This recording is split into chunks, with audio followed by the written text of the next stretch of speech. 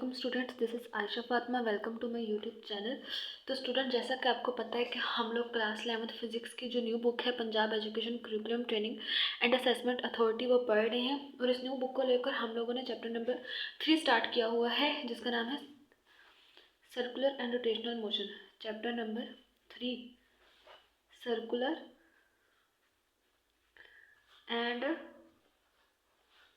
Rotational motion. ठीक है, chapter number 3 पढ़ रहे हैं हम लोग, जिसका नाम है सर्कुलर एंड रोटेशनल मोशन। इस चैप्टर नंबर 3 का जो है हम लोग आज आर्टिकल पढ़ेंगे, जिसका नाम है movement of inertia. Article number 3.4 है हमारे पास, मूवमेंट ऑफ इनर्शिया, जिसको हम लोग पढ़ेंगे। और इस मूवमेंट ऑफ इनर्शिया को हम लोग रोटेशनल मोशन भी कहते हैं। लेक्चर शुरू करने से पहले आप लोगों से रिक्वेस्ट है कि प्लीज़ चैनल को सब्सक्राइब कर दें। अगर वीडियो अच्छी लगे तो लाइक करें, शेयर करें और कमेंट्स में ज़रूर बताएं कि आपको लेक्चर कैसा लगा। अक्सर आप लोगों ने ये चीज़ नोट की होगी कि जब भी आप लोग अगर हम लोग कार में बैठे हैं और जब हम लोग उस कार के ऊपर ब्रेक अप्लाई करते हैं, तो ब्रेक अप्लाई करने की वजह से हमारे ऊपर जो है वो हम एक झटका लगता है। हम लोग अपनी बॉडी में जो है वो एक झटका फील करते हैं। ठीक है, यानी कि अब आप लोगों ने अक्सर ये चीज़ नोट की होगी, हम लोग अगर किसी भी गाड़ी में बैठकर जा रहे हैं कहीं पर, तो हम लोग जब अचानक एक ही टाइम में जब ब्रेक लगाते हैं उस गाड़ी को स्टॉप करने के लिए, तो वो हमारी बॉडी जो है एक झटका फील करती है। वो झटका इस वजह से फील होता है क्योंकि बॉडी जो है वो कंटिन्यूस मूव करना शुरू करना चाह रही होती है और हम लोग उसको रेस्ट में ले आते हैं। जब हम लोग उसको रेस्ट में लेकर आते हैं तब वो रेस्ट में आने के लिए रेजिस्ट करती है और उस रेजिस्टेंस की वजह से हमें वो झटका फील होता है। अच्छा स्टूडेंट्स, देखें मेरे पास ये एक पॉइंटर है। ठीक है, अगर इस पॉइंटर को देखें, यहाँ से सेंटर से पकड़कर ऐसे ऐसे गोल गोल घुमाऊँ मैं, तो मैं इजीली गोल गोल घुमा रही हूँ इस पॉइंटर को। ठीक है, अगर इसी पॉइंटर को ऐसे पकड़ इसके एक एज से पकड़कर मैं इसको ऐसे गोल गोल घुमाऊँ, तो इस गोल गोल घुमाने में, इस तरह गोल गोल घुमाने में मुझे थोड़ी सी मुश्किल पेश हो रही है। जबकि मैं अगर हम लोग पॉइंटर को यहाँ सेंटर से पकड़ते हैं तब ऐसे सर्कुलर पाथ में मूव करवाते हैं, तो ये जो है वो इजीली मूव कर जाता है सर्कुलर पाथ में। तो अब देखिए स्टूडेंट्स, अब मैंने इसको सेंटर से पकड़कर ऐसे गोल गोल घुमाया है, तो ये इजीली जो है सर्कुलर पाथ फॉलो कर रहा है। अगर मैं इसको इसके एक एज से पकड़कर जो है ऐसे गोल गोल घुमा रही हूँ, ठीक है, ऐसे गोल गोल घुमा रही हूँ, तो मुझे थोड़ी सी जो है मुश्किल पेश हो रही है। तो वो मुश्किल क्यों पेश हो रही है? जब मैं इस पॉइंटर को इस सेंटर से पकड़कर ऐसे गोल गोल घुमाती हूँ, तब देखें यहाँ पर जो है मैस जो है वो इक्वली डिस्ट्रीब्यूटेड है, यानी कि आधा मैस इधर है आधा मैस इधर है। ये मैस जो है वो इक्वली डिस्ट्रीब्यूटेड है। इस वजह से मैं इस बॉडी को या इस पॉइंटर को जो है वो इजीली घुमा पा रही हूँ। ठीक है, लेकिन जब मैं उसको एक एज से पकड़कर ऐसे गोल गोल घुमाने की कोशिश करती हूँ, तो जो मैस होता है वो एक्सिस ऑफ रोटेशन से एक साइड के ऊपर होता है, यानी कि जो मैस जो है फिर इस केस में इक्वली डिस्ट्रीब्यूटेड नहीं है, जिसकी वजह से इस पॉइंटर को फिर सर्कुलर पाथ में मूव करवाना मुश्किल है। तो हम लोग क्या कह सकते हैं इस केस में कि मोमेंट ऑफ इनर्शिया जो कि एक तरह की रेजिस्टेंस है या एक तरह का वो झटका है जो हम लोग फील करते हैं जब हम लोग एक गाड़ी को जो है वो स्टॉप करवाते हैं एक ही दम से। तो अब देखें, ये अगर मैं इसको ऐसे ऐसे गोल घुमा रही हूँ इस पॉइंटर को, तो इसका जो मैस है वो इक्वली डिस्ट्रीब्यूटेड है, यानी कि ये इसका जो सेंट्रल पॉइंट होगा, इस सेंट्रल पॉइंट से जो है वो दोनों साइड्स का डिस्टेंस जो है वो इक्वल होगा। ठीक है, मैस इक्वली डिस्ट्रीब्यूटेड है, इस वजह से मैं इस पॉइंटर को ऐसे इसे इजीली घुमा पा रही हूँ। तो अब इसका मैस जो है वो इक्वली डिस्ट्रीब्यूटेड है, तो मूवमेंट ऑफ इनर्शिया यानी कि इसको सर्कुलर पाथ में रोटेट करवाने की वजह से जो रेजिस्टेंस आएगी वो यानी कि जो मुश्किल होगी इस पॉइंटर को गोल गोल घुमाने में वो कम होगी। अब अगर मैं इसको यहाँ से इसके एक एज से पकड़कर ऐसे ऐसे गोल गोल घुमाऊँ तो इस दफ़ा मुझे जो है वो थोड़ी सी ज़्यादा मुश्किल पेश आएगी इस पॉइंटर को सर्कुलर पाथ में मूव करवाने की वजह से, क्योंकि इसका जो मैस है वो इक्वली डिस्ट्रीब्यूटेड नहीं है और जो हमारे पास जो रेजिस्टेंस आएगी वो ज़्यादा होगी। हम लोगों ने क्या चीज़ ऑब्जर्व की कि जब हमारे पास मैस जो है वो इक्वली डिस्ट्रीब्यूटेड होता है तब जो मोमेंट ऑफ इनर्शिया है वो कम होता है, यानी कि जो हमें मुश्किल होती है इसको गोल गोल घुमाने में वो कम होती है, यानी कि मोमेंट ऑफ इनर्शिया जो है मैस पे ऊपर डिपेंड करता है। ठीक है, तो यानी कि अगर मैस इक्वली डिस्ट्रीब्यूटेड होगा मोमेंट ऑफ इनर्शिया कम होगा, अगर मैस जो है वो इक्वली डिस्ट्रीब्यूटेड नहीं होगा मोमेंट ऑफ इनर्शिया ज़्यादा होगा। तो स्टूडेंट्स यही बात जो है वो समझने वाली है मोमेंट ऑफ इनर्शिया के केस में। अब स्टूडेंट्स हमारे पास आप एक और एग्जांपल ले लें कि हमारे पास दो तरह की बॉल्स हैं। एक बॉल जो है हमारे पास प्लास्टिक की है और एक बॉल जो है हमारे पास सिल्वर की है। जो सिल्वर वाली बॉल है वो हमारे पास अंदर से फिल्ड है, यानी कि सिल्वर की जो बॉल है उसका जो मैस है वो ज़्यादा है और जो हमारे पास एक प्लास्टिक की बॉल है वो जो है उसका मैस इतना नहीं है। अब देखें वो दोनों जो बॉल्स हैं हम जब हम उनको मूव करवाते हैं तो जो प्लास्टिक की बॉल होती है उसको रोकना आसान होता है, लेकिन जो सिल्वर की बॉल है जो कि ज़्यादा हैवी होगी और वो मूव कर रही है कि वेलोसिटी के साथ, जब हम लोग उसको रोकने की कोशिश करेंगे तो वो थोड़ा सा रेजिस्ट करेगी, यानी कि हम उसको जब रेस्ट में लाने की कोशिश कर रहे होंगे तो वो रेस्ट में आने के लिए थोड़ा रेजिस्ट कर रही होगी, जिसकी वजह से हम लोग कह सकते हैं कि इस बॉडी का मोमेंट ऑफ इनर्शिया जो है ज़्यादा है। क्योंकि अब देखें प्लास्टिक की बॉल है, आप लोगों ने अक्सर देखा होगा बच्चों के खिलौनों के साथ जो प्लास्टिक की जो बॉल्स होती हैं वो जो होती हैं हल्की होती हैं, तो जब वो मूव कर रही होती हैं तो उनको हम लोग इजीली रोक सकते हैं। हम लोग उनको मोशन से जो है वो कुछ देर में ही जो है वो रेस्ट में लेकर आ जाते हैं। लेकिन हमारे पास जो सिल्वर की बॉल्स होती हैं वो हमारे पास जो है सिल्वर की बॉल्स, आप देखिए सिल्वर की बॉल है और अंदर से भरी हुई है, तो यानी कि बहुत ज़्यादा हैवी है। जब वो मूव कर रही है अब तो इतनी हैवी बॉडी को मूव करवाने के लिए सॉरी मोशन से रेस्ट में लाने के लिए हमें फोर्स चाहिए होगी। तो जब हम लोग उस हैवी बॉडी को मोशन से जो है वो रेस्ट में लेकर आएंगे तब वो थोड़ी सी रेजिस्टेंस शो करवाएगी। तो हम लोग कह सकते हैं कि जो हैवी बॉडीज़ होती हैं उनकी जो रेजिस्टेंस है ये मोमेंट ऑफ इनर्शिया है वो ज़्यादा होता है। स्टूडेंट्स देखें हमारे पास ये एक मैसलेस रोड है, ठीक है, और ये हमारे पास मैस है। ये रोड जो है वो मैसलेस है। ये रोड जो है जब हम लोग इसको ये मैसलेस रोड जब इस मैस को एक सर्कुलर पाथ में मूव करवाता है, ठीक है, अब देखें ये मैसलेस रोड जो है वो इस जो मैस है जो कि इसके एंड के ऊपर है इसको सर्कुलर पाथ में मूव करवा रहा है। तो अब देखिए हमारे पास अगर ये पॉइंटर के ऊपर पॉइंटर की इस एज पे अगर हम लोग ज़्यादा मैस रख के ऊपर इसको ऐसे सर्कुलर पाथ में मूव करवाएंगे तो हमें थोड़ी सी मुश्किल तो पेश आएगी।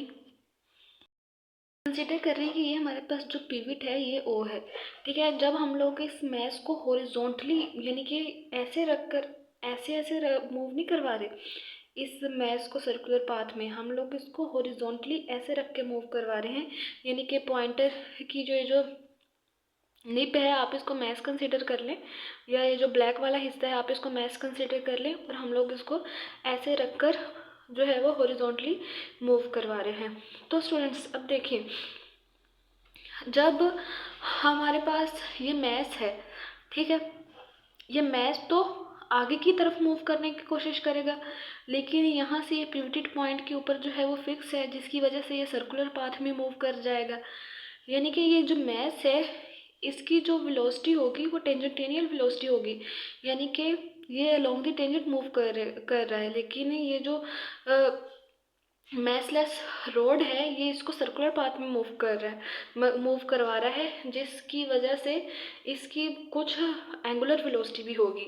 यानी कि हम लोग कह सकते हैं कि जब हम लोग इस मैस के ऊपर फोर्स लगाएंगे, यानी कि इसके ऊपर फोर्स लगाएंगे तो इसको सर्कुलर पाथ में मूव करवाने के लिए तो ये जो मैस जो है ये तो लॉन्ग द टेंजेंट मूव कर रहा है, यानी कि ये तो आगे की तरफ मूव करने की कोशिश कर रहा है, लेकिन ये जो हमारे पास मैसलेस रोड है वो इसको सर्कुलर पाथ में मूव करवाने की कोशिश कर रहा है।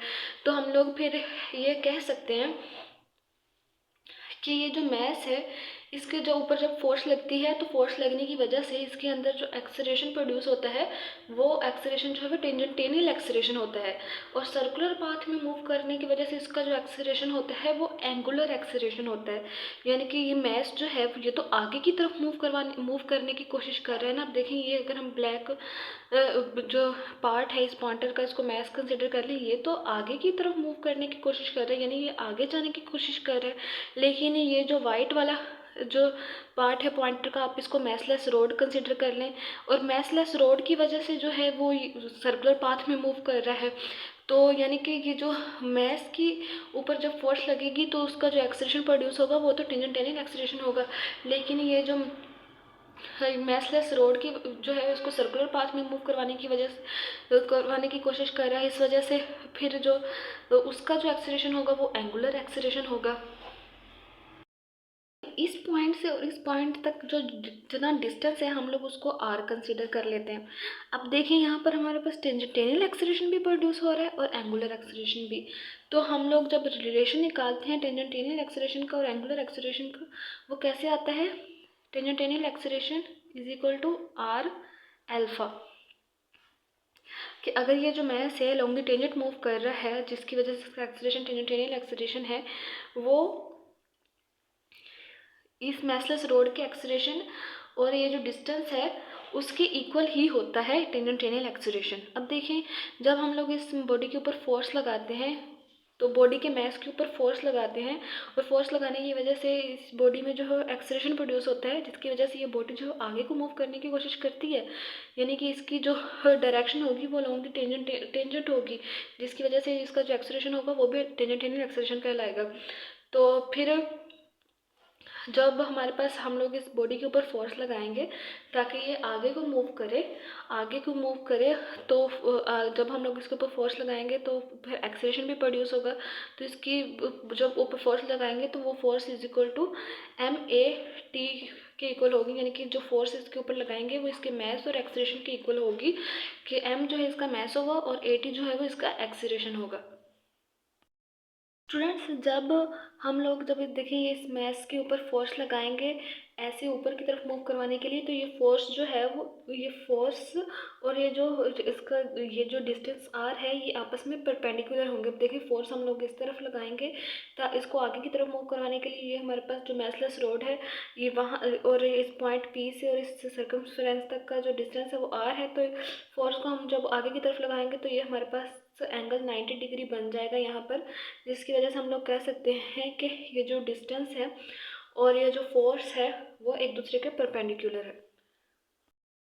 तो फिर स्टूडेंट्स देख लें कि हमारे पास, अब देखें कि ये हमारे पास एक फ्रिक्शन मैसलेस रोड है और ये जो मैस है, ठीक है, जब हम लोग इस मैस के ऊपर फोर्स लगाते हैं और ये जो फोर्स होती है और ये जो मैसलेस रोड है ये परपेंडिकुलर है, यानी कि इसके दरमियान जो है वो 90 डिग्री का एंगल बन रहा है, ठीक है, 90 डिग्री का यहाँ पर एंगल बन रहा है, और इस पिवट पॉइंट O से यहाँ तक का जो डिस्टेंस है वो R है। तो फिर हम लोग यही सारी चीज़ें लिख देंगे। मैसलेस रोड है, ठीक है, और ये जो इसके साथ है मैस है, वो जब ये मैसलेस रोड जो है इसको सर्कुलर पाथ में मूव करवा रहा है तो इसमें मैस के ऊपर जो फोर्स लग रही है वो इस मैसलेस रोड के परपेंडिकुलर है, और इस पिवट पॉइंट O से लेकर इस सर्कमफ्रेंस तक जो डिस्टेंस है वो हमारे पास R है। तो जब फोर्स लग रही है वो परपेंडिकुलर एंगल 90 डिग्री का बनता है, यानी एंगल थीटा बनता है, theta is equal to 90 degree होता है। तो फिर हमारे पास जो इस मैस का एक्सेलरेशन होता है वो टेंजेंटियल एक्सेलरेशन होता है, लेकिन इस पूरे सिस्टम का जो एक्सेलरेशन होता है वो एंगुलर एक्सेलरेशन होता है, क्योंकि एक सर्कुलर पाथ में मूव कर रहा है। वही सारी चीज़ें हम लोगों ने यहाँ पर लिखी थी आर्टिकल 3.4 में कि मूवमेंट ऑफ इनर्शिया और रोटेशनल मोशन के movement of inertia of a particle is defined as, किसी भी पार्टिकल के मूवमेंट ऑफ इनर्शिया की हम लोग कैसे डिफाइन कर सकते हैं, the product of mass of particle, कि अब देखें मूवमेंट ऑफ इनर्शिया प्रोड्यूस हो रहा है तो पार्टिकल के मास, और ये हमारे पास जो है वो डिस्टेंस r है जो पॉइंट O से यहाँ तक है, उसके ऊपर उसका प्रोडक्ट होता है मोमेंट ऑफ इनर्शिया। उसकी वजह क्यों होती है? क्योंकि मोमेंट ऑफ इनर्शिया जो है हमारे पास मास और डिस्टेंस के ऊपर जो है वो डिपेंड करता है। अब देखिए इस पॉइंट O से यहाँ तक का जो डिस्टेंस है वो r है। जब भी ये डिस्टेंस ज़्यादा हो जाए, यानी कि इस यहाँ से लेकर यहाँ तक डिस्टेंस बने, तो फिर हमारे पास मोमेंट ऑफ इनर्शिया ज़्यादा हो जाता है। फिर हमारे पास अगर मास भी हम लोग इससे बड़ा लें तब भी हमारे पास मोमेंट ऑफ इनर्शिया ज़्यादा हो जाएगा। तो यानी कि हम लोग कह सकते हैं कि मोमेंट, यानी कि अब देखें डिस्टेंस यहाँ से यहाँ तक हो गया, तो तब भी फिर उस मैसलेस रोड जिसके एंड के ऊपर एक मैस है, उसको सर्कुलर पाथ में मूव करवाने की वजह से हमें जो है मुश्किल होगी। तो फिर जब हमारे पास मैस ज़्यादा हो जाएगा, यानी कि मैसलेस रोड है और इसके एक एंड पे मैस जो है बहुत ज़्यादा है और हम लोगों ने उसको सर्कुलर पाथ में मूव करवाना है, तो तब भी जब मैस ज़्यादा होगा तब भी जो है वो मोमेंट ऑफ इनर्शिया, यानी कि जो मुश्किल होगी, जो रेजिस्टेंस होगी वो ज़्यादा होगी। तो फिर इसलिए कहा है कि जो मोमेंट ऑफ इनर्शिया है हमारे पास, the product of mass of a particle का mass and square of its perpendicular distance from the axis of rotation, और एक्सिस ऑफ रोटेशन से है इसके परपेंडिकुलर डिस्टेंस का जो स्क्वायर होता है उसका जो प्रोडक्ट होता है वो हमारे पास मोमेंट ऑफ इनर्शिया कहलाता है। मोमेंट ऑफ इनर्शिया को हम लोग आई से डिनोट करवाते हैं, ठीक है, डिनोटेड बाई आई। तो फिर हमारे पास स्टूडेंट्स मोमेंट ऑफ इनर्शिया का जो है जो फार्मूला हमारे पास क्या बनता है, I is equal to M R square. Moment of inertia जो है हमारे पास मैस का और square of its perpendicular distance from the axis of rotation का जो है वो स्केयर होता है। तो मोमेंट ऑफ इनर्शिया हम लोगों ने यहाँ पर लिख दिया मोमेंट ऑफ इनर्शिया की define, the moment of inertia the product of mass of a particle and square of its perpendicular distance from the axis of rotation. ये हमारे पास मोमेंट ऑफ इनर्शिया है, इट इज़ डिनोटेड बाय आई। ये हम लोग इसको आई से denote करते हैं और इसका जो फार्मूला है वो हमारे पास है, it is donated by I and is given by I equal to M R square. इसको हम लोग I equal to M R square से डिनोट करते हैं। अब स्टूडेंट्स यहाँ पर तो हम लोगों ने लिख दिया कि I equal to M R square की ये मैस और जो है वो आर जो डिस्टेंस है उसके ऊपर जो है वो आर स्क्वायर का जो डिस्टेंस है उसके ऊपर जो है वो डिपेंड करता है, ठीक है। तो वो कैसे डिपेंड करता है, यानी कि अभी मैंने आपको बताई कि मैस का और मोमेंट ऑफ इनर्शिया का क्या रिलेशन है और डिस्टेंस का और मोमेंट ऑफ इनर्शिया का क्या रिलेशन है। तो वही सारी एक्सप्लेनेशन हम लोगों ने यहाँ पर फिर नीचे लिख दी, वही सारी हम लोग एक्सप्लेनेशन लिख देते हैं इस डायग्राम को मद्देनजर रखते हुए कि हमारे पास ये एक मैसलेस रोड है और इसके एज पर ये जो मैस एम है, ठीक है, इसका मैस एम है। जब हम लोग इस मैसलेस रोड के ऊपर जो है वो फोर्स लगाते हैं तो ये जो ये मैस जो है वो ये तो लॉन्गली टेंजेंट मूव कर रहा है, ये मैस जो है वो मैसलेस रोड से कनेक्टेड है, ये मैस जो है ये तो लॉन्गली टेंजेंट मूव कर रहा है। तो इसके ऊपर जब हम लोग फोर्स लगाएंगे, ये फोर्स जो होगी वो परपेंडिकुलर होगी डिस्टेंस आर के, ठीक है, ये फोर्स जो है वो डिस्टेंस आर के परपेंडिकुलर होती है। और फिर हम लोग कह सकते हैं कि ये बॉडी है जिसका मास एम है, हम लोगों ने इसके ऊपर फोर्स लगाई जो कि इसका डिस्टेंस आर के परपेंडिकुलर होगी। फिर ये हॉरिजॉन्टल डायरेक्शन में मूव कर रहे हैं, वर्टिकल नहीं। फिर एंगल 90 डिग्री का बनेगा। तो अब देखें, अब ये जो हमारे पास मैस है एम है जो कि मैसलेस रोड से जो है जॉइंट है, ये जो इसका एक्सेलरेशन होगा वो टेंजेंटियल एक्सेलरेशन होगा, क्योंकि इसके ऊपर जब फोर्स लगेगी तो जाहिर सी बात है इसके अंदर जो है एक्सेलरेशन प्रोड्यूस होगा। ये लॉन्ग द टेंजेंट मूव कर रहा है इसका, इसलिए इसका जो एक्सेलरेशन होगा टेंजेंटियल एक्सेलरेशन होगा।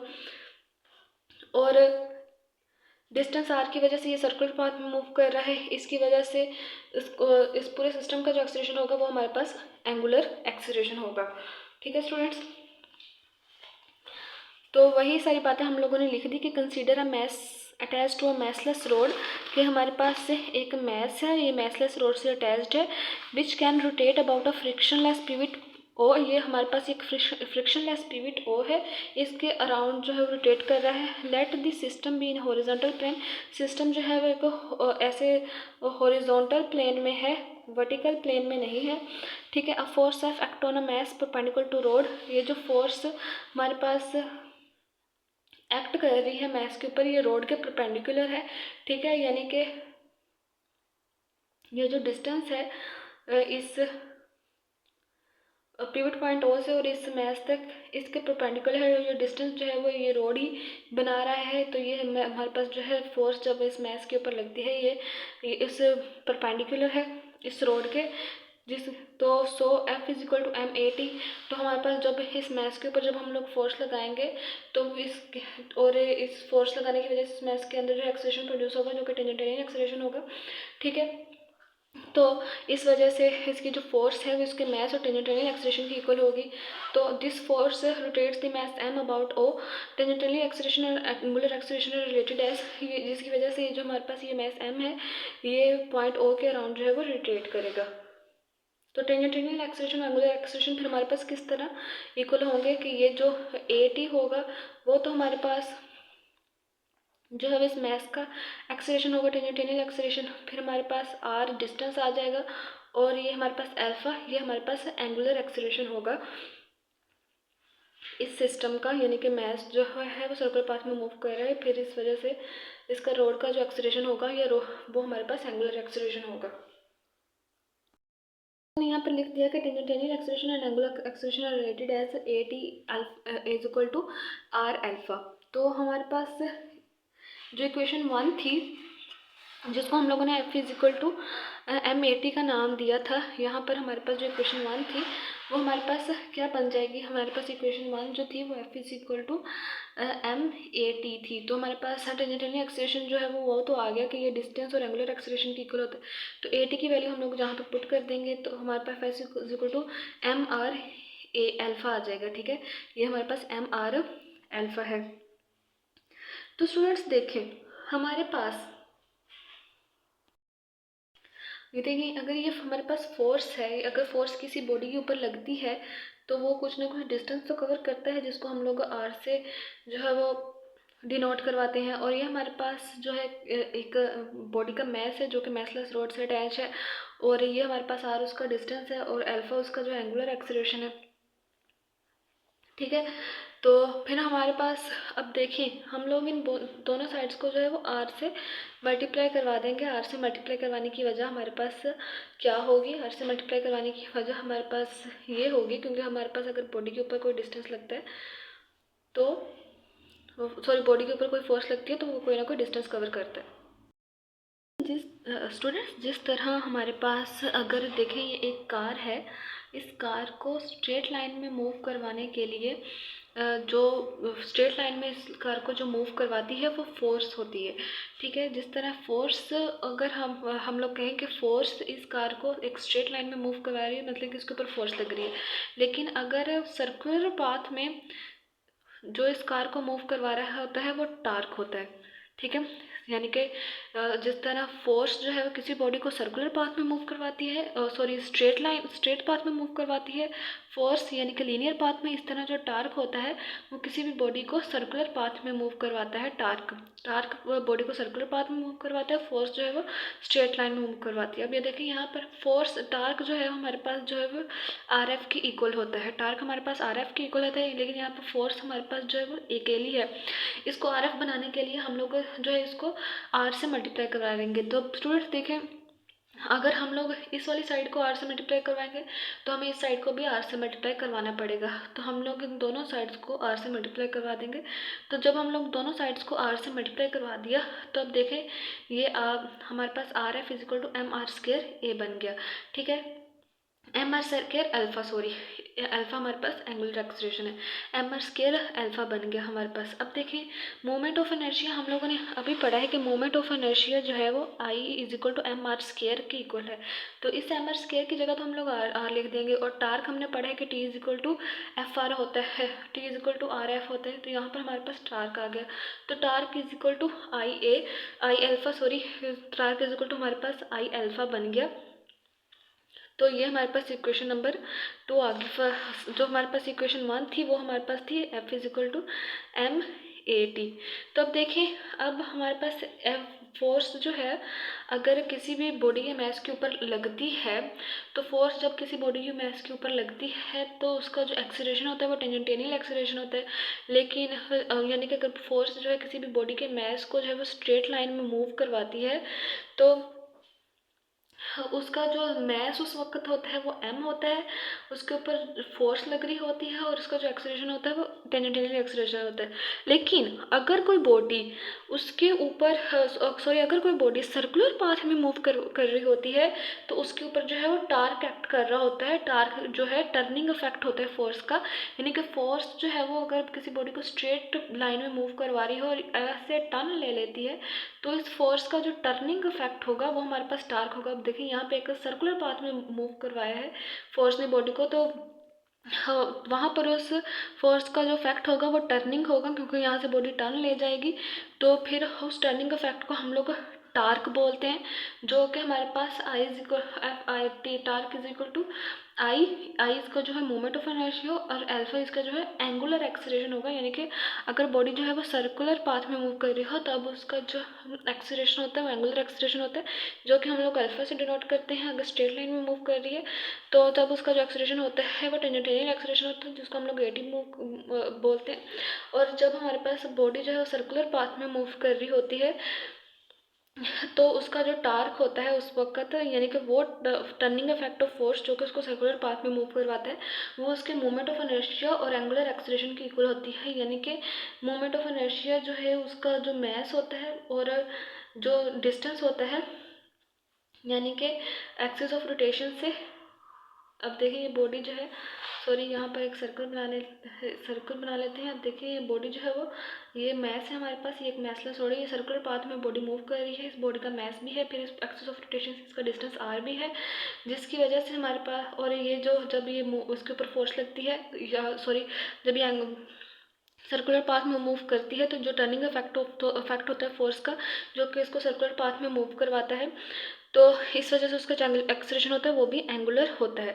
तो हम लोगों ने ये चीज़ कंक्लूड की कि अगर बॉडी स्ट्रेट लाइन में मूव कर रही है तो उसके ऊपर फोर्स लग रही होती है, और उसका जो बॉडी का जो मैस जो है उसको हम लोग एम सी डिनोट कर रखते हैं, और एक्सीलरेशन जो होता है वो टेंजेंटियल एक्सीलरेशन होता है। लेकिन अगर बॉडी जो है सर्कुलर पाथ में मूव कर रही होती है, तो उसके ऊपर टार्क एक्ट करता है। टार्क जो है वो फोर्स का टर्निंग इफेक्ट होता है, और उसका जो मैस होता है वो आई से रिप्लेस हो जाता है, यानी कि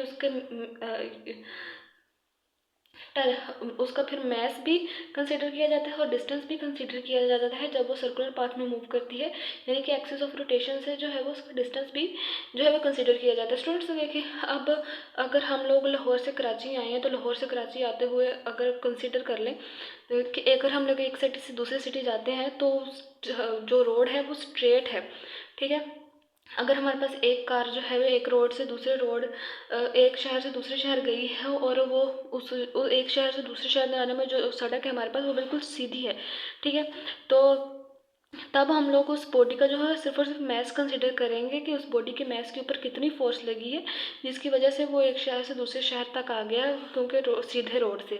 लेकिन जब हम लोग जो है वो सर्कुलर पाथ में मूव करने की बात करते हैं, तब हमारे पास जो है उसका एक्सिस ऑफ रोटेशन से जो है वो डिस्टेंस भी कंसिडर किया जाता है कि एक्सिस ऑफ रोटेशन से डिस्टेंस कितना है इसका। अगर ये बॉडी सर्कुलर पाथ में मूव करती है तो इसका एक्सिस ऑफ रोटेशन जो है वो, उसमें से डिस्टेंस कितना है, यानी कि फोर्स जो है वो उसके मैस के ऊपर भी लगती है, यानी कि जब उसके ऊपर फोर्स लगती है तो उसमें एक्सीलरेशन जो एंगुलर प्रोड्यूस करता है होता है। तो यानी कि फोर्स जो है उसके मैस के ऊपर भी फोर्स लगती है और उसके डिस्टेंस आर के ऊपर भी फोर्स लगती है, यानी कि एक्सिस ऑफ रोटेशन से उसका जो डिस्टेंस होता है वहाँ से भी फोर्स उसको फिर ऐसे मूव करवाती है सर्कुलर पाथ में। इस वजह से हम लोग जब बॉडी सर्कुलर पाथ में मूव कर रही होती है, तब उसका जो है वो आई जो मोमेंट ऑफ एनर्जी है वो भी कंसिडर करते हैं, और जो एक्सीलरेशन प्रोड्यूस होता है वो अल्फा वो भी कंसिडर करते हैं। तो फिर हमारे पास here F is replaced by torque tau, यानी कि जब हम लोग लीनियर से सर्कुलर पाथ में की बात कर रहे होते हैं, तो एफ जो है वो टार्क से रिप्लेस हो जाता है, टेंजेंटियल एक्सीलरेशन जो है वो अल्फा से रिप्लेस हो जाता है, मैस जो है वो हमारे पास एम आर स्क्वायर या उसके मोमेंट ऑफ इनर्शिया से रिप्लेस हो जाता है।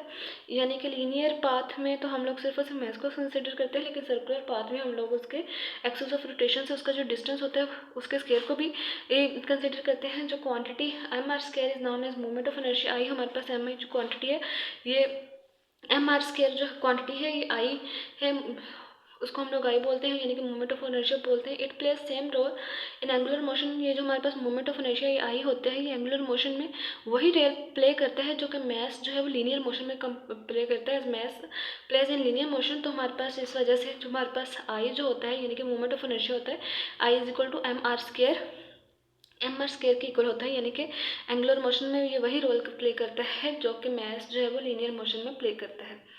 नेक्स्ट स्टूडेंट्स हम देखें कि dependence of moments of inertia, कि मोमेंट ऑफ इनर्शिया किसके ऊपर डिपेंड करता है। मोमेंट ऑफ इनर्शिया, अब आप देखें हमारे पास है, अगर एक बॉडी, ये सर्कुलर पाथ है, यहाँ पर एक सर्कुलर पाथ है, बॉडी यहाँ पर मूव कर रही है सर्कुलर पाथ में, तो इस एक्सिस ऑफ रोटेशन के अराउंड जो है बॉडी सर्कुलर पाथ में मूव कर रही है, तो इस बॉडी का जो मोमेंट ऑफ इनर्शिया होगा वो इस बॉडी के मास के ऊपर भी डिपेंड करेगा, और इस एक्सिस ऑफ रोटेशन से इसका जो जितना डिस्टेंस है या जिस मासलेस लोड के साथ वो कनेक्ट है उस डिस्टेंस के ऊपर भी जो है मोमेंट ऑफ इनर्शिया डिपेंड करेगा। अब देखिए ये छोटा सा सर्कल है, अब देखिए हमारे पास एक बड़ा सा सर्कल हो और ये इसका सेंट्रल पॉइंट है, ये मास जो है वो एक्सिस ऑफ रोटेशन के अराउंड जो है मूव कर रहा है, ये हमारे पास जो है वो पिवट पॉइंट ओ से जो डिस्टेंस आर है, तो तब इसका मोमेंट ऑफ इनर्शिया ज़्यादा होगा, मोमेंट ऑफ इनर्शिया ज़्यादा होगा, क्योंकि अब देखें अब बॉडी का मास भी इतना ज़्यादा है, फिर उसको सर्कुलर पाथ में मूव करवाना है और डिस्टेंस भी इतना ज़्यादा है, तो फिर इतनी मुश्किल हो रही है बॉडी को सर्कुलर पाथ में मूव करने की वजह से, उसके मास की वजह से, फिर एक्सिस ऑफ रोटेशन से उसका डिस्टेंस भी ज़्यादा है, तो इस वजह से जो है वो मोमेंट ऑफ इनर्शिया इसका ज़्यादा होता है। तो हम लोग dependence of moment of inertia में यही लिख देंगे कि मोमेंट ऑफ इनर्शिया जो है हमारे पास not only depends on mass, के मास के ऊपर डिपेंड नहीं करता, मास के ऊपर तो सिर्फ डिपेंड नहीं करता, बल्कि आर्स के, यानी कि हमारे पास जो एक्सिस ऑफ रोटेशन से जो डिस्टेंस होता है उसके ऊपर भी जो हमारे पास मोमेंट ऑफ इनर्शिया है वो डिपेंड करता है। तो यही चीज़ थी स्टूडेंट्स हमारे पास। अभी तक तो हम लोगों ने बात की है कि ये एक मैसलेस रोड है और ये मैस है जो कि इस मैसलेस रोड के साथ कनेक्ट है और ये सर्कुलर पाथ में मूव करती है, इसका मैस इतना होता है, डिस्टेंस इतना होता है, फिर इस वजह से इसका मोमेंट ऑफ इनर्शिया इतना होता है। अब हम लोग बात करेंगे फिगर 3.16 की, जो कि आपकी बुक के आर्टिकल के ऊपर है, इस वजह से मैंने बनाया नहीं है।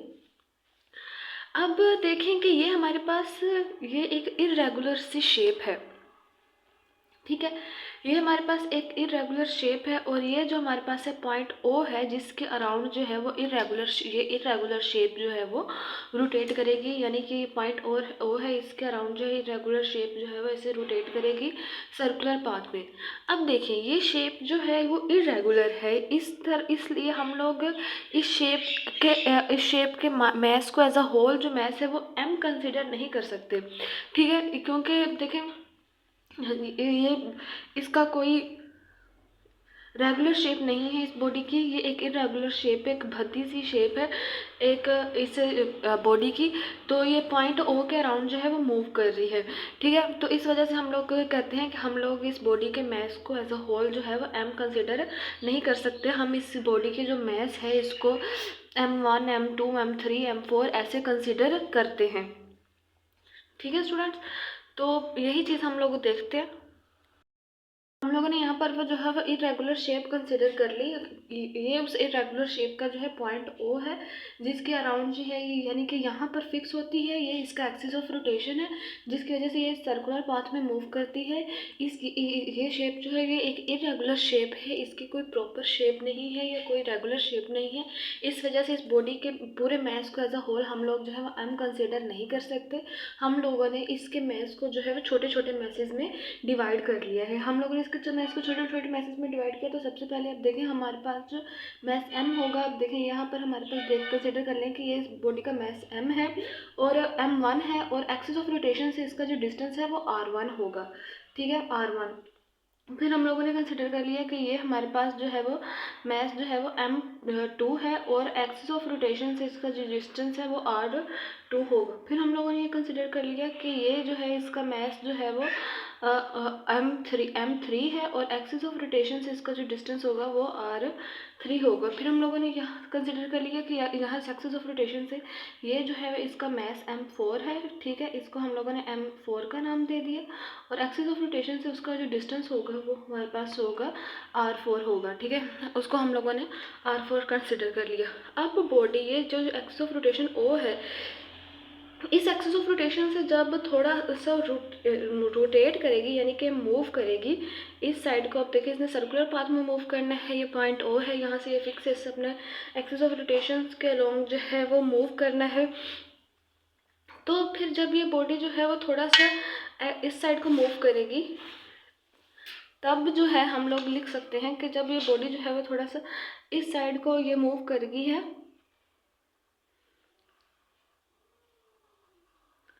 मतलब ये बॉडी ने जो है वो थोड़ा इस साइड को मूव कर दिया है, थोड़ा ऐसे मूव किया है point axis of rotation O से। तो जब वो इस साइड को थोड़ा सा जब वो मूव करती है ये है, तो इसका सेंट्रल फिक्स पॉइंट है ना, एक्सिस ऑफ रोटेशन O है, जहाँ जिसके अराउंड उसने मूव करना है।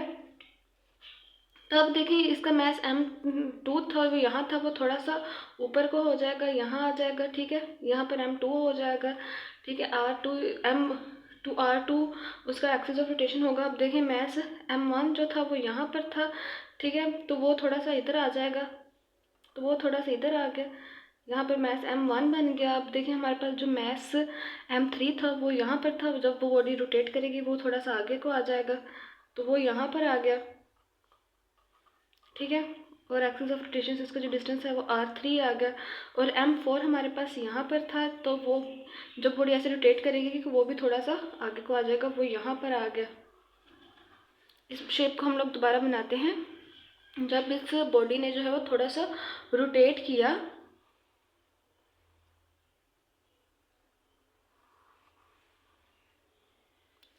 तो वो थोड़ा सा आगे को होगी।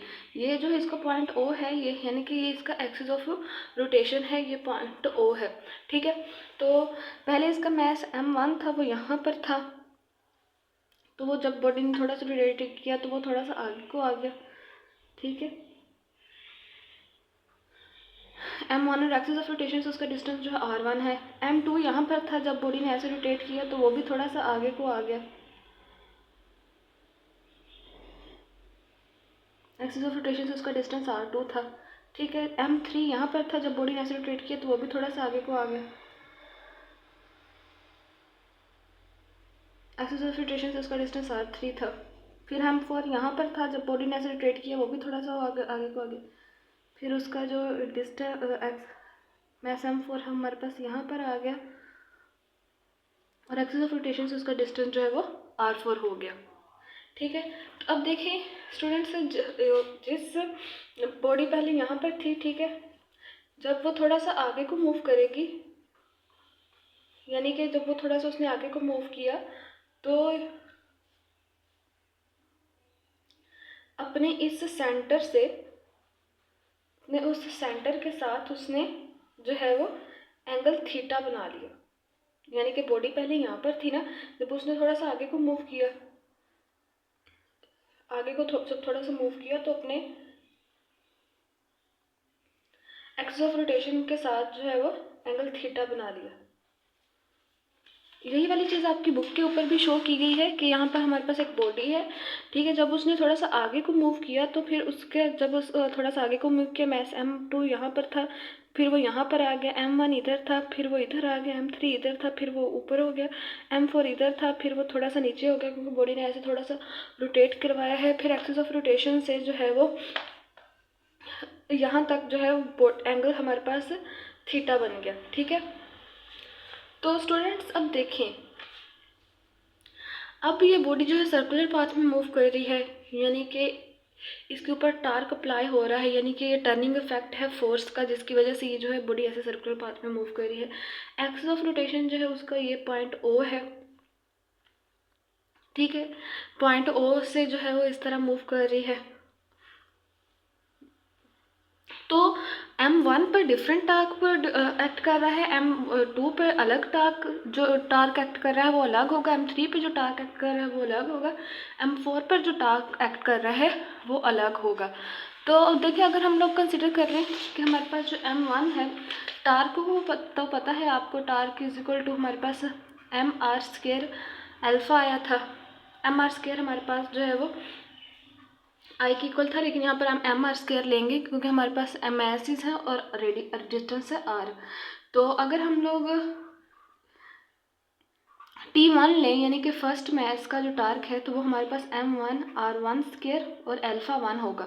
अगर हम हमारे पास जो मैस m2 है वो उसका टार्क कंसिडर कर लें, वो हमारे पास T2 is equal to m2 r2² α2 आ जाएगा। अगर हम लोग इस तरह T3 का टार्क लें तो हमारे पास T3 is equal to m3 r3² और α3 आ जाएगा। इसी तरह सो ऑन, यानी कि जितने मैसेज में हम लोगों ने, जितने पीसीज ऑफ मैसेज में हम लोगों ने इस बॉडी को डिवाइड किया है, उतने मैसेज का टार्क हम लोग फाइंड आउट कर लेंगे। और करते कराते हमारे पास जो nth पार्टिकल है उसका टार्क आ जाएगा Tn is equal to mn rn² α_n। ये हमारे पास जो nth पार्टिकल का टार्क आ गया। अब स्टूडेंट्स देखें, हम लोगों ने ये बॉडी जो है एक इरेगुलर शेप थी, इस वजह से हम लोगों ने इसको पीसेस ऑफ मैसेज में डिवाइड कर लिया। अगर हम लोग फिर इस पूरी बॉडी का टार्क फाइंड आउट करें, तो उस पूरी बॉडी का टार्क फाइंड आउट करने के लिए हमारे पास इसमें जो मैसेज हैं m1 m2 m3, इन सब के टार्क्स को हम लोग जो है वो प्लस कर देंगे। तो टोटल टार्क हम लोग फाइंड कैसे करेंगे कि टोटल टार्क हमारे पास आ गया। टोटल टार्क हम लोग कैसे फाइंड करेंगे, total torque is equal to T1 plus T2, फिर ऐसे जो है वो nth पार्टिकल Tn, यानी कि हम लोगों ने इसको काफ़ी सारे जो है वो पीसेस ऑफ मैसेज में डिवाइड किया है। T1 हमारे पास, अब देखिए T1 जो है हमारे पास m1 r1² α1 है, फिर T2 जो है वह m2 r2² α2 है, फिर Tn जो है हमारे पास वो है m rn² α_n है हमारे पास। Tn जो है हमारे पास जो है mn rn α_n है। तो स्टूडेंट्स, हम जो पार्टिकल नंबर ऑफ पार्टिकल्स की बात करें तो हम लोग 1 से लेकर nth नंबर ऑफ पार्टिकल्स की बात कर रहे हैं, ठीक है, 1 से लेकर nth नंबर ऑफ पार्टिकल्स, यानी कि इस रिजिड बॉडी को हम लोगों ने पीसेस ऑफ मैसेज में जो है वो डिवाइड कर लिया था। तो इस वजह से हर इसके पीस के मैस के ऊपर जो टार्क लग रहा है, हम लोगों ने पहले वो फाइंड आउट किया, फिर हम लोगों ने जो है वो टोटल टार्क फाइंड आउट किया कि जो टोटल टार्क है हमारे पास वो m1 r1² α1 m2 r2² α2 और डॉटेड mn rn² α_n के इक्वल आया। ठीक है, तो अब देखें, अब हम लोग इन सब टास्क को जो कि रिजिड बॉडी के डिफरेंट मैसेज पे लग रहे हैं, हम लोग उनको ऐड कर रहे हैं। और मैथमेटिक्स में एडिशन या सबमिशन के लिए एक साइन इस्तेमाल किया जाता है जिसको बोलते हैं हम लोग समीशन। ठीक है, तो अब देखिए, समीशन में हम लोग 1 से लेकर n पार्टिकल्स के टार्क जो है वो ऐड कर रहे हैं। तो हमारे पास यहाँ पर n आ जाएगा, क्योंकि n नंबर ऑफ पार्टिकल्स, 1 से लेकर n नंबर ऑफ पार्टिकल्स के टार्क को हम लोग ऐड कर रहे हैं। और i इज इक्वल टू हमारे पास जो है 1 आ जाएगा, यानी 1 से लेकर n नंबर ऑफ पार्टिकल्स के टार्क को हम लोग ऐड कर रहे हैं। टार्क हमारे पास किसके इक्वल होता है, हमारे पास mr² अल्फ़ा, इसको हम लोग IA भी बोलते हैं, लेकिन हम लोग फिर टार्क जो है वो, फिर सबमिशन जो है वो mi पार्टिकल I² और ये अल्फ़ा जो कि उसका एंगुलर एक्सीलरेशन है। टोटल टार्क हमारे पास इसके इक्वल हो जाएगा। अब देखिए, यहाँ पर जो हमारे पास अल्फ़ा है, ये एंगुलर एक्सीलरेशन, हम लोगों ने इसको ब्रैकेट से बाहर क्यों लिखा, क्योंकि ये जो चीज़ है अल्फ़ा, ये हमारे पास कॉमन आ रही है, यानी कि α1 α2 α3, ये हमारे पास इन सारे टार्क में ये जो चीज़ एंगुलर एक्सीलरेशन है वो हमारे पास कॉमन आ रहा है, क्योंकि एंगुलर एक्सीलरेशन तो उतना ही रहता है ना, तो इस वजह से हम लोग एंगुलर एक्सीलरेशन को कॉमन ले लेंगे। हम लोग हेडिंग देंगे moment of inertia of rigid body की। मोमेंट रिजिड बॉडी का जो मोमेंट ऑफ इनर्शिया है वो क्या कितना होगा। Most rigid body have different masses concentration of different distance from the axis of rotation. अब देखिए हमारे पास ये जो रिजिड बॉडी हम लोगों ने अभी देखी, ये जो रिजिड बॉडी है ये एक्सिस ऑफ रोटेशन से जो इसके मैसेज हैं वो भी डिफरेंट है, M1 M2 M3, और जो उनके डिस्टेंस एक्सिस ऑफ रोटेशन से R1 R2 R3 वो भी डिफरेंट है। तो हम लोग यहाँ पर लिख सकते हैं most rigid bodies have different masses concentration at different distance from the axis of rotation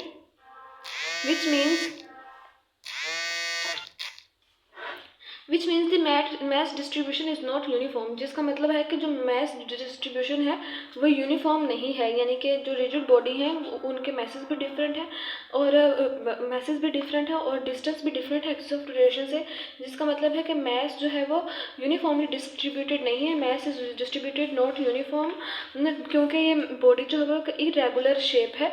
rigid body जो है देखिए इसकी शेप जो है वो इरेगुलर है, इस वजह से मैस जो है वो यूनिफॉर्मली डिस्ट्रीब्यूटेड नहीं हुआ। Suppose the rigid body is made up of n small pieces of masses M1 M2 at a distance R1 R2। हम लोगों ने ये सपोज किया कि ये जो रिजिड बॉडी है ये इसको हम लोगों ने डिफरेंट मैसेज में डिवाइड कर लिया, यानी कि nth नंबर ऑफ मैसेज में डिवाइड कर लिया M1 M2, और M1 M2 के जो डिस्टेंस है एक्सिस ऑफ रोटेशन से वो भी R1 और R2 हैं, ठीक है। तो from the axis of rotation और let the body rotating with angular acceleration. अब देखें बॉडी जो है वो रोटेट कर रही है, एक सर्कुलर पाथ मूव कर रही है, एक्सिस ऑफ रोटेशन इसका यह है, तो इसका जो एक्सेलरेशन होगा वो हमारे पास एंगुलर एक्सेलरेशन होगा।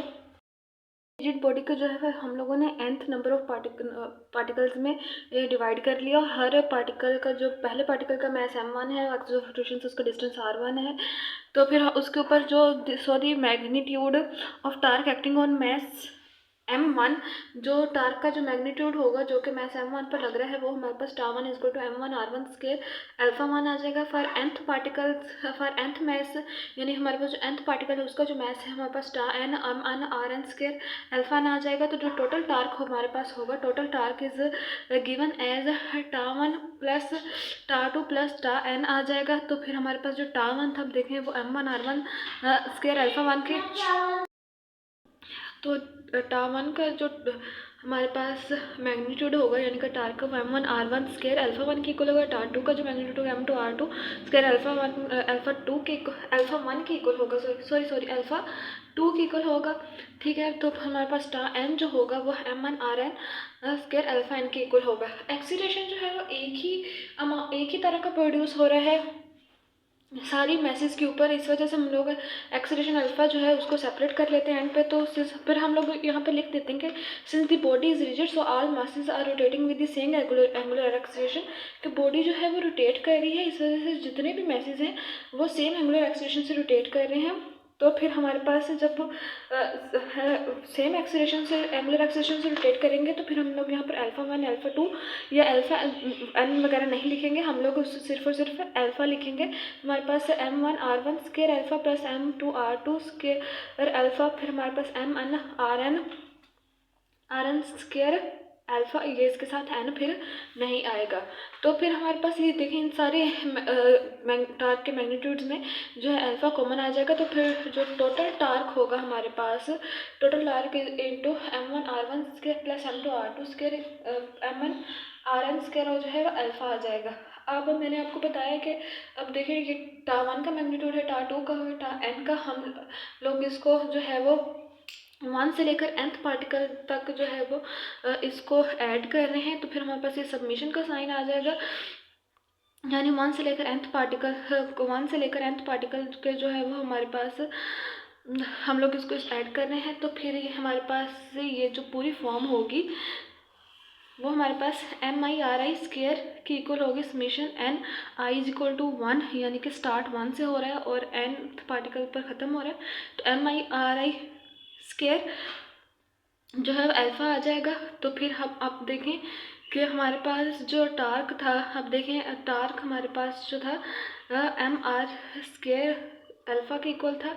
तो एम आर स्क्वायर जो है वो आई के इक्वल होता है, इसलिए वजह torque is equal to I alpha आ जाएगा। ये वाली जो टर्म है वो आई के इक्वल आ जाएगी। तो फिर हम लोगों ने यहाँ पर आई लिख दिया, तो हम लोग हमारे पास जो torque is equal to I alpha आ गया। तो जहाँ पर where I is the moment of inertia for rigid body and can be expressed as, यानी कि हमारे पास आई जो है वो इस मोमेंट ऑफ इनर्शिया है बॉडी का। तो हम लोग इसको फिर एक्सप्रेस कर सकते हैं, इसको एक्सप्रेस ऐसे भी कर सकते हैं, summation N I is equal to 1 MI/RI इसके हम लोग इसको जो है वो ऐसे भी लिख सकते हैं कि मोमेंट ऑफ इनर्शिया हमारे पास इस टर्म के इक्वल भी है। और फिर हम लोग इसको ऐसे आई भी लिख सकते हैं, तो टार्क इज इक्वल टू हमारे पास आई अल्फ़ा भी आ सकता है। नेक्स्ट जो है हमारे पास ये साइड्स के ऊपर कुछ 4 डायग्राम्स दिखाई गई हैं। पहली जो डायग्राम है हमारे पास वो एक थिन रोड की है। यहाँ पर देखेंगे हमारे पास एक थिन रोड है, ठीक है। और इस थिन रोड को जो है वो इसका जो एक्सिस ऑफ रोटेशन है वो उसका सेंटर है, यानी कि उसके मास को इक्वली डिस्ट्रीब्यूटेड किया है। और यहाँ पर इसको ए का नाम दिया गया है, यहाँ पर इस पॉइंट को इसको ए डैश का, और ये हमारे पास लेंथ एल है। तो अब देखें कि अब जब हम लोगों ने पढ़ा था, अब आप एक मार्कर को जो है वो थिन रोड कंसिडर कर लें। अब हमारे पास अगर मास जो है वो इक्वली डिस्ट्रीब्यूटेड होगा तो फिर इसका मोमेंट ऑफ इनर्शिया कम होगा, क्योंकि हम लोग जो है वो इसको इजीली जो है वो रोटेट करवा रहे हैं। जब इसका मास इजीली इक्वली डिस्ट्रीब्यूटेड होगा तो ये हमारे पास एक थिन रोड आ गया, ठीक है। तो यहाँ पर जो है इसका फार्मूला जो है वो इसके moment of inertia, thin rod के moment of inertia find out करने का फार्मूला जो है हमारे पास 1/12 ML² है, क्योंकि यहाँ से लेंथ L है, यानी कि इसका जो डिस्टेंस है वो लेंथ L शो कर रही है। तो R² की जगह हमारे पास ML² आ गया। तो नेक्स्ट हमारे पास जो डायग्राम है वो ये है कि हमारे पास ये एक हूप है, ठीक है, यानी कि हमारे पास ये एक हूप है, यानी कि हमारे पास एक छल्ला है। आपने अक्सर छल्ले देखे हैं, रिंग्स, ये हमारे पास एक रिंग है, ठीक है। ये हमारे पास एक रिंग है, यानी कि रिंग ऐसे कि जैसे आप देखें ये इस मार्कर का कैप है।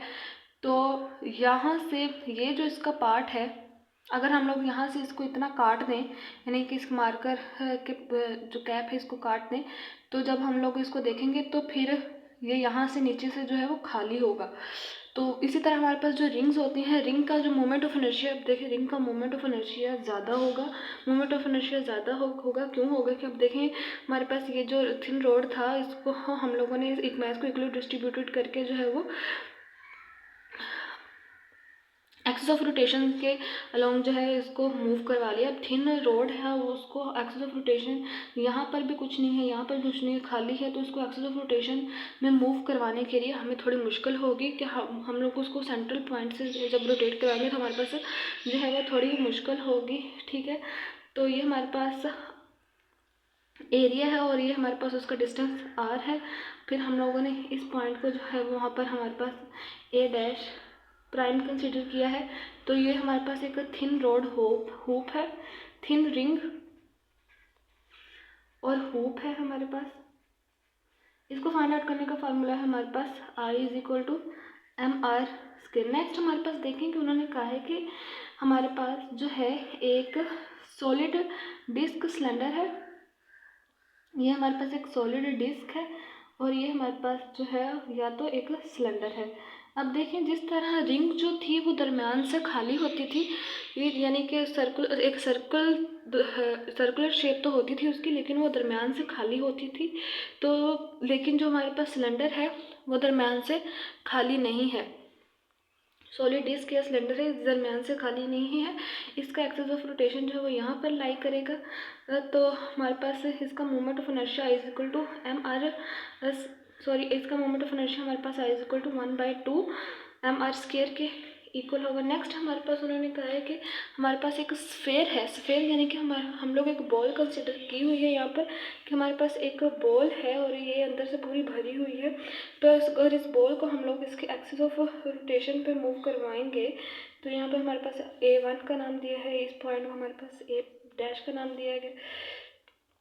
तो हम लोग जब इस बॉल को जो है वो अपने इसके स्फेयर के अराउंड जो है वो रोटेट करवाएंगे तो हमारे पास जो डिस्टेंस होगा यहाँ पर 2r होगा, ठीक है। तो फिर स्फेयर के लोग मूव करवा स्फेयर को जब हम लोग इसके सर्कुलर पाथ में मूव करवाएंगे तो यहाँ से लेकर यहाँ तक का जो डिस्टेंस है 2r होगा, यानी कि फिर स्फेयर का distance moment of inertia find out करने का फार्मूला हमारे पास है = 2/5 mr² आ जाएगा हमारे पास, ठीक है। I = 2/5 mr²। स्टूडेंट्स देखिए हमारे पास अब जो थिन रोड है उसका moment of inertia find out करने का फार्मूला ये है। फिर हमारे पास थिन रिंग है और हुप है, उसका moment of inertia find out करने का फार्मूला ये है। फिर हमारे पास एक सॉलिड डिस्क और सिलेंडर का फार्मूला ये है, तो सॉलिड स्फीयर का फार्मूला ये है। तो देखें किसका मोमेंट ऑफ इनर्शिया जो है वो सबसे जो है वो कम होगा। तो हमारे पास ये जो थिन रोड है इसका मोमेंट ऑफ इनर्शिया सबसे कम होगा, और ये हमारे पास जो थिन रिंग है या हुप है जिसका फार्मूला फाइंड आउट करने के लिए I = mr² है, इसका मोमेंट ऑफ इनर्शिया ज़्यादा होगा क्योंकि ये दरमियान से रिंग जो है वो खाली होगी, ठीक है स्टूडेंट्स। तो इसका जो हमारे पास ये स्फेयर है इसका मोमेंट ऑफ इनर्शिया भी थोड़ा सा कम होगा। ये 2 से डिवाइड तो हो रहा है लेकिन 2 से मल्टीप्लाई हो रहा है लेकिन 5 से डिवाइड हो रहा है। ये भी 1/2 से जो है डिवाइड हो रहा है 1/2 mr², तो इसका मोमेंट ऑफ इनर्शिया भी कम होगा। ये जो हमारे पास सॉलिड डिस्क है और सिलेंडर है। तो हम लोगों ने बस यहाँ पर इनकी शेप्स को समझना है और इनके फार्मूलाज याद करने हैं, कम्प्लीटली इसको डिस्क्राइब नहीं करना। यहाँ पर हमारे पास ये डू यू नो वाला एक बॉक्स है कि 2 cylinder of equal message, the one cylinder with the large diameter has the greater rotational energy. हमारे पास ये 2 सिलेंडर हैं, इनके मैसेज जो है मैसेज इक्वल हैं। ये हमारे पास थिन सिलेंडर है, यानी थिन सिलेंडर है और स्ट्रेट है। ये हमारे पास एक एंगुलर सा सिलेंडर है। इन दोनों के जो मैसेज है वो सेम है, लेकिन एक का जो डायमीटर है वो ज़्यादा है, जिसकी वजह से उसका रोटेशनल इनर्शिया भी ज़्यादा होगा, ठीक है। अब देखें जब हमारे पास इस थिन सिलेंडर है, जब हम लोग इसको सेंटर से ऐसे कट करते हैं तो इसका जो डायमीटर है, यानी कि हम लोगों ने इससे थिन सिलेंडर, ये वाला जो सिलेंडर है इसको जो है वो इसके मैसेज को इक्वली डिस्ट्रीब्यूटेड कर लिया है। यहाँ से भी उसका डिस्टेंस उतना है, यहाँ से भी उसका डिस्टेंस उतना है इस पॉइंट तक, ठीक है। तो फिर हमारे पास इसका जो डायमीटर होगा वो कम हो जाएगा, ठीक है। इस वजह से उसका जो रोटेशनल इनर्शिया होगा वो भी कम हो जाएगा, क्योंकि हम लोग उसको ऐसे सेंटर से जो उसके मैसेज को इक्वली डिस्ट्रीब्यूट करके जो है वो सर्कुलर पाथ में मूव करें।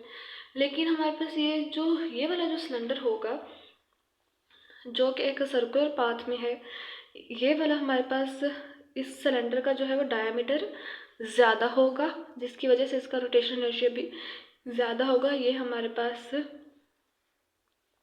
दूसरा सिलेंडर है जिसका हमारे पास डायमीटर ज़्यादा होगा, रोटेशनल इनर्शिया भी ज़्यादा होगा। उसकी वजह ये होगी क्योंकि हमारे पास यहाँ पर डिस्टेंस आर जो है वो ज़्यादा होगा, डिस्टेंस आर जो है वो इक्वली डिस्ट्रीब्यूटेड नहीं किया होगा। तो ये स्टूडेंट्स आज का हमारा टॉपिक था मोमेंट ऑफ इनर्शिया। उम्मीद है कि आपको लेक्चर की समझ आ गई होगी। प्लीज़ चैनल को सब्सक्राइब कर दें। अगर वीडियो अच्छी लगे तो लाइक करें, शेयर करें और कमेंट्स करें कि आपको लेक्चर कैसा लगा।